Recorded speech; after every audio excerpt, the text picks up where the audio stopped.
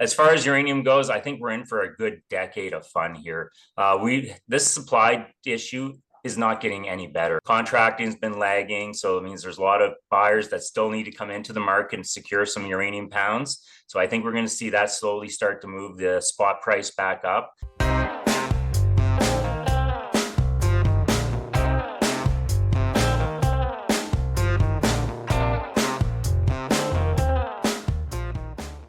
Now, I was reading your latest press releases and the acquisition of the 𝗣𝗘𝗦𝗢𝗦 project and how it correlates to energy sands. So we're been very curious of what that looks like, how it works together, and maybe what the goals are moving forward with those two projects. With the acquisition of 𝗣𝗘𝗦𝗢𝗦 here, we're pretty excited. This project is obviously a great addition to our Utah area with energy sands and everything. So really what we're doing here is we really want to focus on Utah. That's kind of what we're thinking. There's a great opportunity down here for us as a company to really secure a bunch of uranium, by working the area and just adding on some properties and just doing the drilling and stuff like that. So we were really excited to get our hands on this 𝗣𝗘𝗦𝗢𝗦 project. What it does, it gives us a more advanced project. With energy sands, we know that with the ground program we did down there, that there is some indications that there's mineralization there. We did the ground program back in January. That came back really encouraging with one sample of 18.87% uranium. So that really got people excited inside the company, as well as some people excited down in Utah. And through that excitement, we actually had a gentleman approach us, and he actually had some drill data on our energy sands property, which was really important because this data was actually in the area where we did the majority of our sampling. It was a great addition to our knowledge base. So we took that data with the ground program, we took the data with the historical drilling at energy sands, we compiled it into a geological model. It really shows us that there is a paleo channel on the property, which looks to be mineralized. So that says there's uranium here and it's in a deposit. We're going to go down there, chase that down this summer. But with the 𝗣𝗘𝗦𝗢𝗦𝗢𝗦 project now, we actually have lots of drilling. Like we have over 100 drill holes. It's probably closer to 200, honestly, with the actual number for drill holes on 𝗣𝗘𝗦𝗢𝗦. And we're working through that data right now. Obviously, it takes a little time to get the data, put it into the proper places and get it all mapped out and everything. So we're in the process of doing that right now. There's lots of mineralizations on this property, and there is a deposit on this property. There was a report done, but of course it wasn't done properly, so we can't bring that report out into the markets. But there is a good indication that there's something on this property through that report and through all the drilling data that we have. So we're just going to chase this down. We're going to go out, we're going to do a program to define this historical data and try to put it into a 43-101. We want to create a resource estimate at 𝗣𝗘𝗦𝗢𝗦𝗢𝗏 is really our first goal. So we really want to get out there this summer. We think we can prove up 500,000 pounds fairly quick through one drilling program. And of course, some data compilation will take place. So we'll go out, we'll twin some holes, we'll drill a few new holes, and we'll log some of the existing drill holes that are still open and really just paint a nice picture here and give us an idea what's going on. And then in the future, we'll just try to expand on that, of course, through more exploration drilling. So, Chris, just to interrupt you very briefly, can we just dial it back a little bit? Just for me, I'm very unschooled in what mineralization is and what that leads to. So if you could just kind of take us through a little bit of a journey for somebody who is, a curious investor who might not understand what that means, I think that would be really, really helpful. Well, we'll focus on what's going on down in Utah. So in the area we're in, we look for things that are called paleo channels and roll front deposits. So what they are is a paleo channel is really just a river valley that's been filled in over time with other sediments and stuff like that. But what happens is through time, these uranium fluids and stuff, the uranium mineralization gets fluidized and it starts moving around. So this obviously happens way, way back in time. So when that fluids get moving around, they end up getting trapped in these river valleys and paleo channels. So that's what we're really looking for, is we're trying to find these river channels and everything like that. And that's really the main goal down there, is to find those, because that's where your uranium's getting trapped at. So that's really what we're talking about when we're saying uranium mineralization down in Utah area specifically, is that we're looking for these roll front deposits, these paleo channels, where all the uranium's kind of settled in and been trapped in there. And that's what we want to drill out, define, and obviously mine at some point in the future. Did that answer your question? Oh, yeah. So to follow along with that and how you were describing the Jupiter project, which you just acquired, but Energy Sands you've had a while. How close together are they, and are they related geographically? They are related geographically. Yes, you're correct. We're only 3 kilometers north with Jupiter. So Energy Sands to the south and Jupiter's to the north. And we actually butt up against Western Uranium on one of our borders as well. So we're in a very good area with the property where it is. We know there's mineralization on Western Uranium side. We know that there's past production on the Energy Sands property. And we know that through drilling that there is a deposit sitting at Jupiter project. It's just a matter of defining how large it is. So we think we're in a good area here in Utah. When you acquired the project, you've obviously dealt with local people and people with knowledge in the area. Obviously, the historical drill holes help too. But how does that fit in? And did that come about through Jupiter? Yeah, well, we actually got a really good team down there. First of all, we're using Drew's Geologic for most of our geology work. But we also have another little team of people down there that have been in Utah for 3 generations working on these uranium projects in the area. So these 2 gentlemen we're working with down there, they have access to so much data. It's just mountains of data they have. So we're working with them. Obviously, that's how we end up with Jupiter project, is through this connection with these people down there with the KD prospects. So we're going to keep working with them. They have the data. And we're going to, as time goes on, we probably use this knowledge base that they have to acquire some more properties in the area. We're going to do it systematically, though. We're not going to just run out and grab a whole bunch of land and then try to work it. We're going to do this a little more methodical. So what we want to do is we honestly want to get Jupiter, get some more drilling done on the project, really define what's there. And then, maybe next year or somewhere down the road, we'll add in another property and do the same steps. We're in a good position. We're not worried about getting our hands on the land.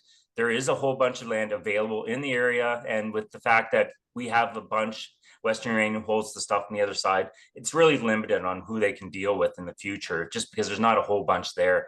So we see an opportunity here to help clean up this area, kind of bring it all in under one roof, being Pegasus Resources.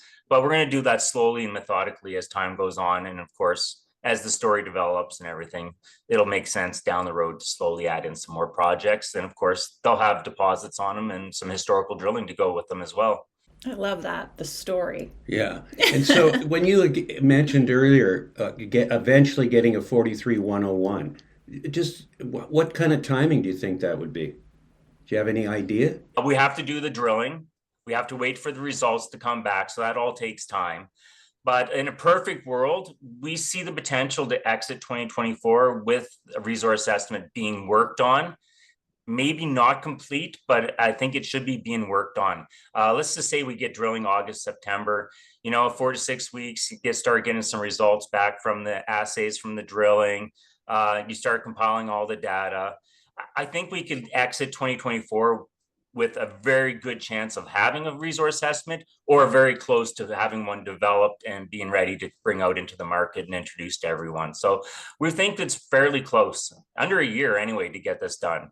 And so how do you find it working in Utah as a jurisdiction for a miner like yourself? Fraser Institute came out there a couple months back and named Utah #1. And that's #1 for geology, which means the mineralization and stuff. #1 for governments, as in they're favorable to getting stuff done. And #1 for permitting. So we think we've got a great state here. This fact that there is companies in the area that have mills, and those mills are being talked about being brought back into being producers again. So we've got 3 mills in the area, one that's pretty close to getting brought on, one that's going to be built, and another one I'm not really sure where they're at on it, but I know they are talking about bringing it in.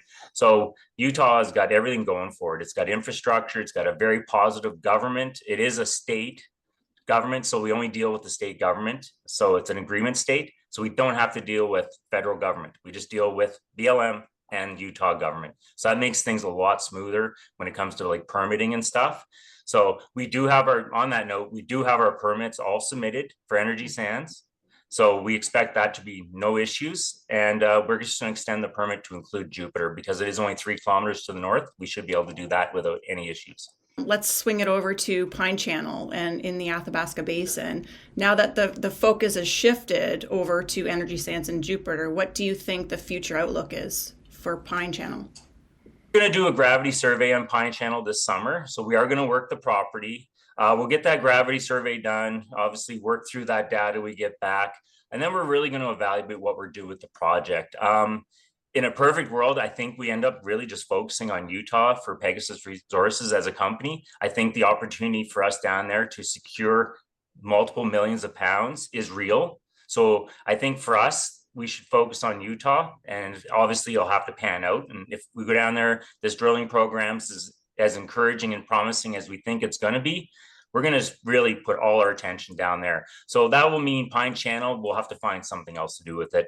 Whether we option it off, JV it, or whatever, we'll find something. The project is very advanced. It does have historical drilling on it at Pine Channel. Denison drilled it back in 1979 and early 1980s. And 7 of those drill holes did have uranium mineralization. So it is a good project, but I think for us, Utah is really where we want to put our focus. So we'll figure out something to do with Pine Channel. Again, it's a very good project. I don't think finding someone who want to help us work this will be an issue. It's just a matter of getting our survey done, and we'll get it in good standing for another couple of years, and then we'll try to monetize it somehow. At the very least, we want to see some work getting done to it because there is really good indications there's something there. Great. Here's a question on the notion of the stock itself. So right now you have a drill program going on in Utah or about to begin, the new project as well. How is the company for capital, and do you anticipate a raise coming at any time soon? Or how does that picture look from a shareholder's point of view? No, we've been doing really good. We've been really wise with our money. We haven't been wasting it or anything. We've been pretty smart with it. We haven't done a raise since December. So, of course, we will need to go out and raise some capital. Drilling's not cheap, but it is cheap in Utah. Cheaper than Canada anyway. So we will have to go out and raise some capital. And I expect we'll have some news around that in the coming weeks. So we'll go raise some capital, and we're going to go down there and drill this project here in September, August, September is really what we're aiming for. So, yeah, we'll expect to see us do a capital raise here in the next little bit. As soon as we close that up, we should have our permit in hand, and then the fun will start.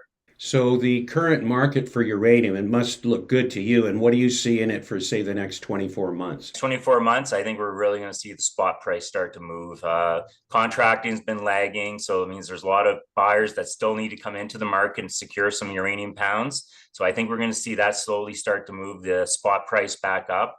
Long-term contracting prices continue to climb, which is a really good indicator that obviously the prices will keep going up, because that long-term, that's really much your bottom price, right? Like they're the ones that are setting the real prices of what's going on. So as far as uranium goes, I think we're in for a good decade of fun here.